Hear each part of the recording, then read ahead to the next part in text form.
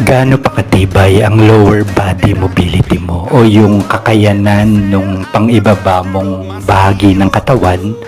para kumilos ng malaya, makaakyat ng walang assistance mula sa hagdan or hindi umahawak sa tuhod mo,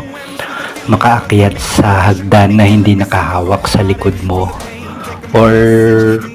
umakyat sa mga matataas na lugar na kung saan dati nating ginagawa nung bata pa tayo.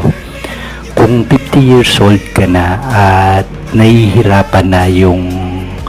lower body mo sa pagkilos, hindi ka na ganong nakakaupo or nagkakaroon ng mahusay na flexibility para yumuko, umakyat sa matataas na lugar, magbuhat ng mabibigat. Ibig sabihin, nagkakaroon na ng problema yung mga